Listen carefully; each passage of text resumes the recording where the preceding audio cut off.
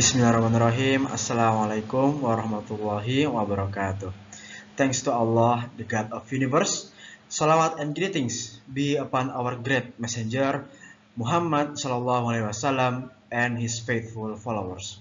So let's open this occasion by reciting basmalah and dua. Rabbi shrah li sadri wa yassir li amri wahlul 'uqdatam min lisani yafqahu qawli. Amin. Alright guys, welcome to Unires Class. So my name is Gozi Irfan Asidik and today we're going to learn about narrative text. Okay, I presume that you all have know what is narrative text, and right now we're going to refresh our memory about this one. So we have two agenda. First one is purpose and language features, and then lastly example. So the first one, purpose and language feature.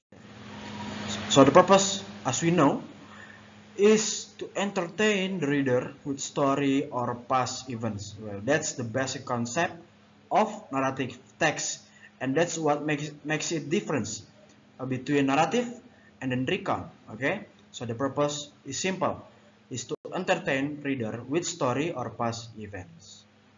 Okay, so let's jump into the language feature that we are going to use in the narrative text. The first one is using simple past tense or verb to.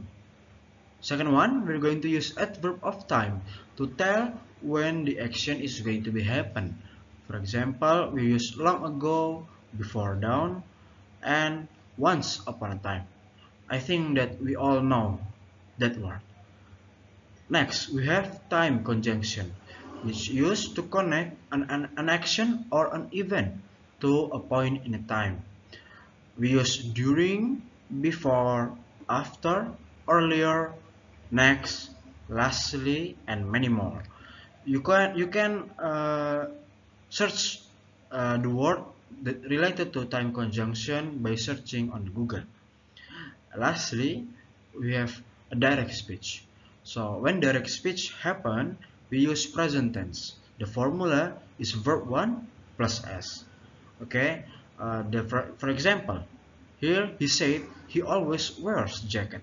So the character in the story is saying something, and when he says something, there will be a quotes between them, and this is a direct speech.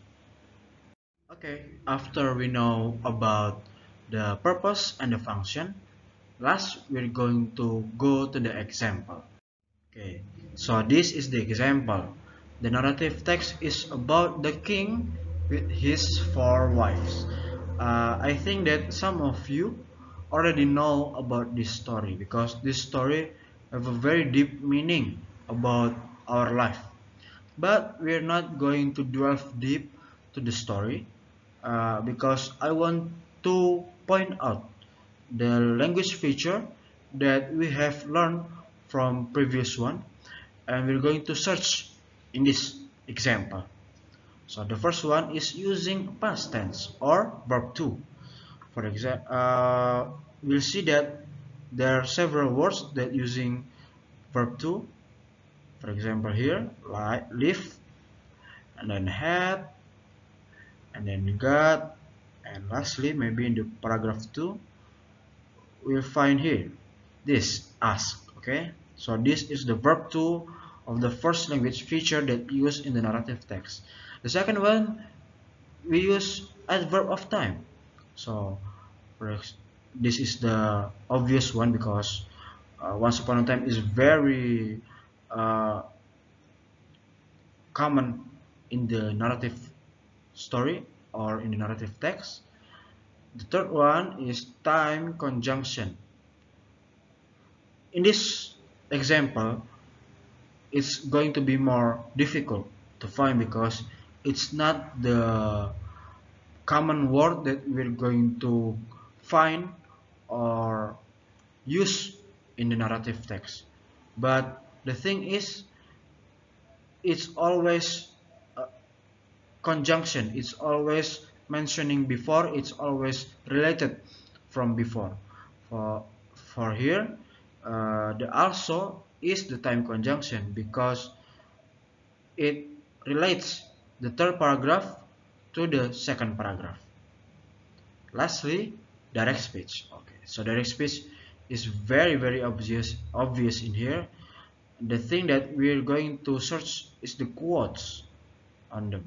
So we're going to see, would you die with me, and so on.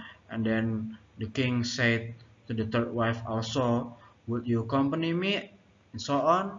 And here in the last wife is telling to the king is also a direct speech. Okay, but I will tell you about some meaning in this story, and maybe after that you can read on your own. It's easy to use, it's easy to search on the Google. The story is about the king with his four wives. The king is representing us, and then four wife is representing each thing that we held dear in our life. The fourth wife represents our body. The third wife represents our possession. The second wife represents family and friends. And the last wife represents our soul. I recommend that you guys read this very great story. Okay, that's all for today. I hope in this session you get a benefit from what we have learned about narrative text. So let's close this one by reciting Hamdalah and Dua Kafaratul Majlis. Alhamdulillahirabbil alamin. Subhanakallahumma bihamdika asyhadu an la ilaha illa anta astaghfiruka wa atubu ilaik. Thank you for your kind attention. I'm sorry if there's a mistake. See you in the next session. Assalamualaikum warahmatullahi wabarakatuh.